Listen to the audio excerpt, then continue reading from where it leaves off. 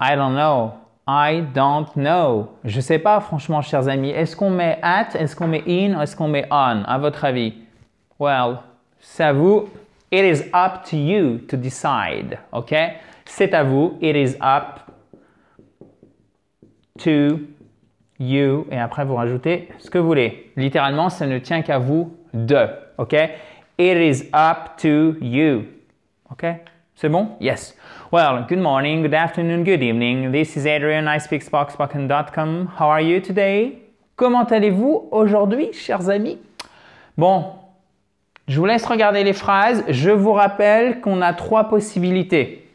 Pour une fois, je n'ai pas mis de piège. J'ai été sympa.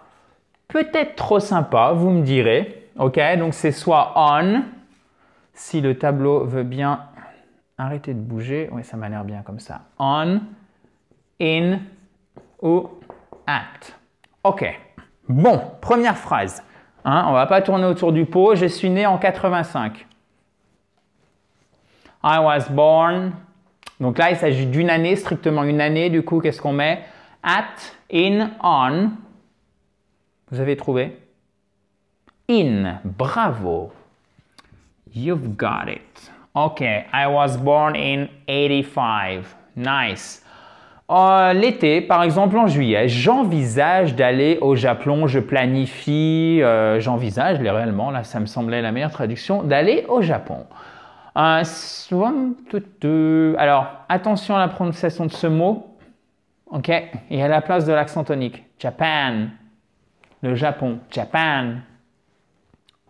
Donc là, on parle d'une saison, vous vous souvenez de ce qu'on a vu? On parle d'une saison, on parle d'un mois, mois comme le nom du pays qui prend toujours une majuscule, ok? Que ce soit un J ou une autre lettre, bien évidemment. Bien. In summer, exactement. For example, court, accent tonique sur cette deuxième syllabe. Example, example, ok? In summer, for example, in July, exactly. In July, I plan to go to Japan. Okay, guys? In summer, for example, in July, I plan to go to Japan. L'été, par exemple, en juillet, j'envisage d'aller au Japon. Ok, pour l'instant, on est bien. Il nous reste encore les 2 tiers de l'exercice.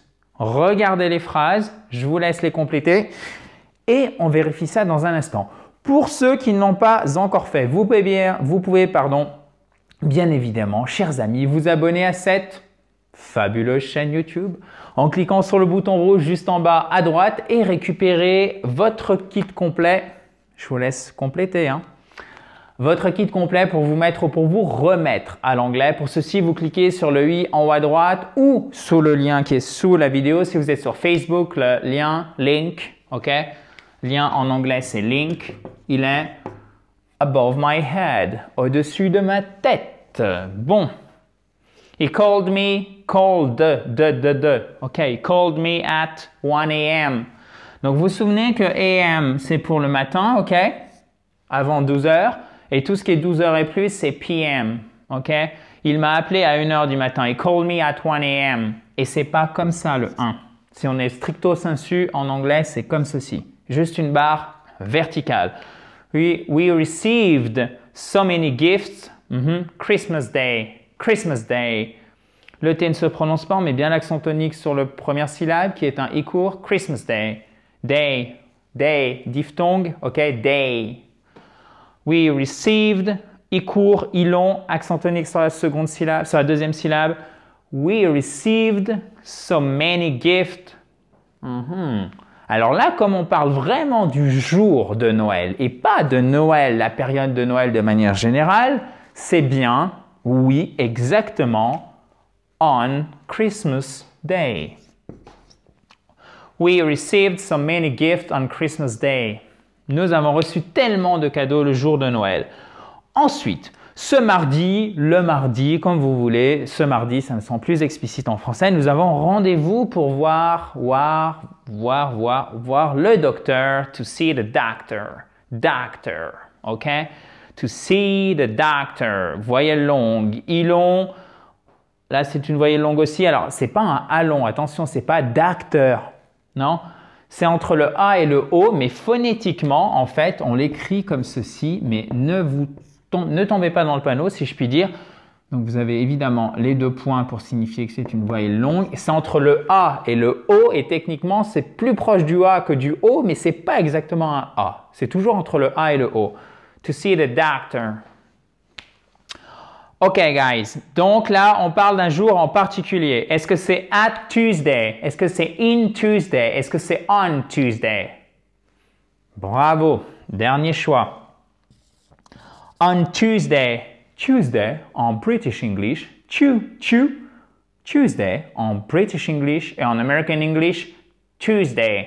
Ooh. On Tuesday, we have an appointment to see the doctor. To see the doctor. OK, on Tuesday. OK?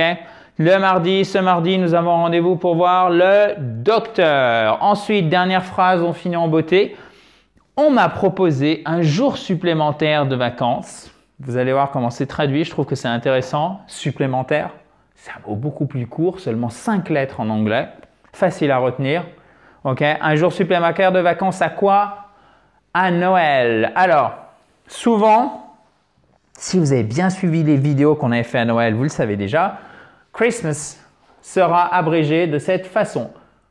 OK, soit comme ça, soit parfois avec un trait d'union comme ça. Christmas. OK? I was offered an extra day of vacation. Alors là, c'est pour Christmas, pour Noël de manière générale, pour la période de Noël. Ce n'est pas forcément on Christmas Day. Du coup, la préposition sera, chers amis, roulement de tambour. I was offered an extra day of vacation at Christmas. Et pas hat. Faites pas le H aspiré, OK? I was offered, accent tonique ici, hein? Voyelle longue. I was offered an extra day of vacation at Christmas. On m'a proposé un jour supplémentaire de vacances à Noël. OK? Bon, je pense qu'on est bon là avec ces 6 exemples. Vous avez quand même 1, 2, 3, 4, 5, 6, 7, seulement 7 ou il y en a 8? Non, 7 exemples. Donc vous avez, il me semble tout de même de quoi faire et surtout, ce qui est le plus important évidemment, de vérifier si vous avez bien compris le principe. Au-delà d'avoir la bonne réponse, parce que vous pouvez aussi avoir de la chance au hasard, puisqu'il y avait que 3 possibilités, seulement 3 possibilités. Là vraiment, ce que je vous demanderais de valider, et ça, il n'y a que vous qui pouvez me dire si c'est bon ou pas, est-ce que vous avez vraiment compris le principe, ok?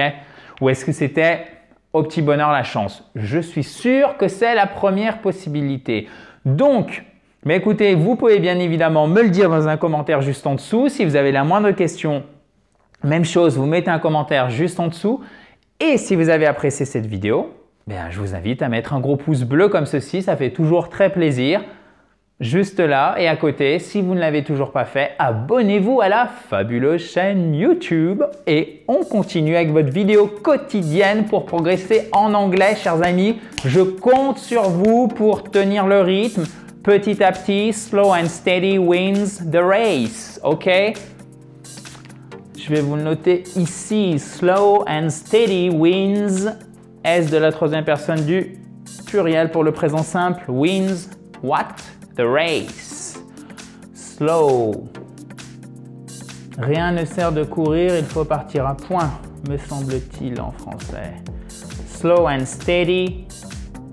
Alors, steady, ça veut dire solide, qui tient le rythme, ok? Slow and steady, donc celui qui va doucement, mais qui tient le rythme, littéralement. Slow and steady, qui est solide, wins the race, ok? Vous voyez, en fait, l'adjectif, techniquement, on l'a substantivisé. Qu'est-ce que c'est que ce truc? Ça veut dire qu'on l'a transformé en nom.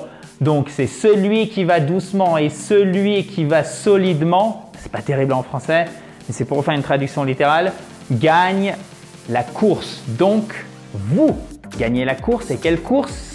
Celle qui consiste à avoir un bel anglais, un bon anglais pour vous exprimer librement, couramment et avec plaisir. Donc, well, à demain, on continue ou peut-être dans les commentaires. Thank you very much guys and have a great day. Bye bye!